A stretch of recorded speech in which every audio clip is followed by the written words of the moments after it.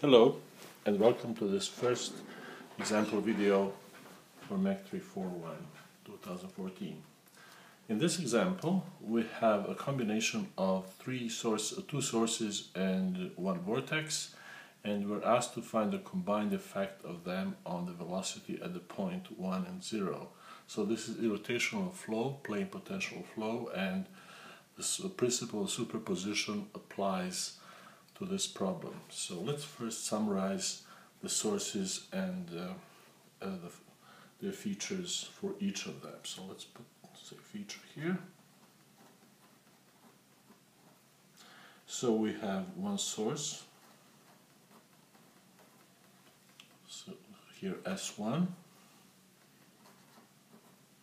another source S2, and the vortex,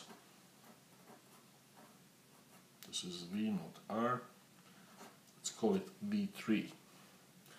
So let's list their strengths.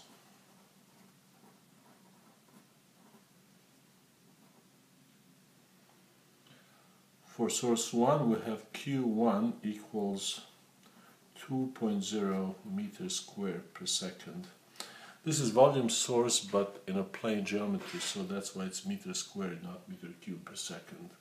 Q2 is -1 meter per second, so it's actually a sink.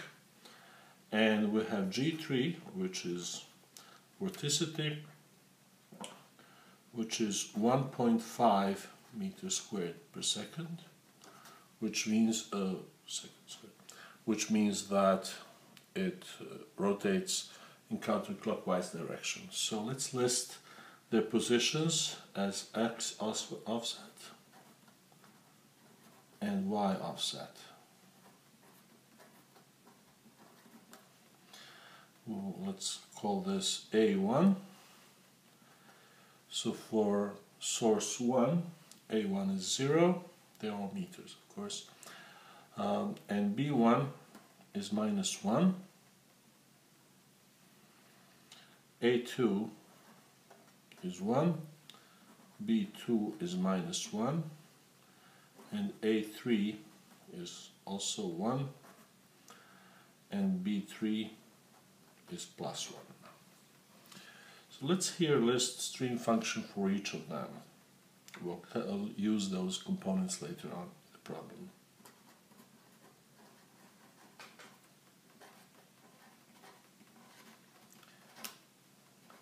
We will list stream functions both in terms of cylindrical coordinates and convert it to Cartesian coordinates, since anytime we have the displacement in an XY coordinate system, it's much easier to formulate it in terms of Cartesian coordinates to explicitly specify the offsets that are given in X and Y coordinates. So we have, for the source, general expression for us is, let's call it Q1, just to correspond to this, Q1 over 2 pi.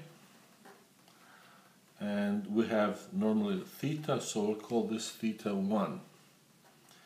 And this will be converted to Cartesian coordinates, Q1 over 2 pi, arctangent of y minus b1 over x minus a1, so where b1 and a1 are offsets. Similarly here, for stream function 2 we have q2 over 2 pi,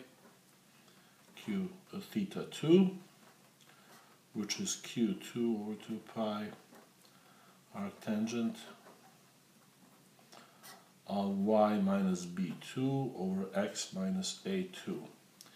And finally, for the vortex, we have stream function psi 3 is minus g over 2 pi logarithm natural of r3, sorry. So it does not depend on angle, and it is then minus g over 2 pi, to write very condensed here, x minus a3 squared plus u minus b3 squared.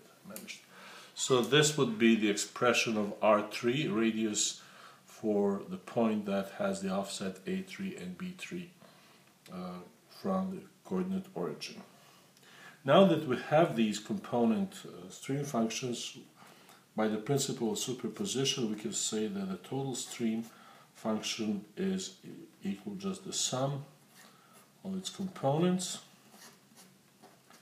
And then our velocity components, u, can be also represented as u1 plus u2 plus u3, where each of them is really partial derivative per y of the component stream functions, delta psi 1 plus delta y plus delta psi 2 per delta y plus delta psi 3 per delta y. Similarly for v component, it's v1 plus v2 plus v3 equals minus delta psi 1 per delta x minus delta psi 2 per delta x minus delta psi 3 per delta x. And then finally, using these, we will express total velocity component, total velocity vector, as the sum of its components times unit vectors in x and y direction, which is really the sum of u1 plus u2 plus u3 I plus v1 plus v2 plus v3 j. So we'll continue in the next video, part 2.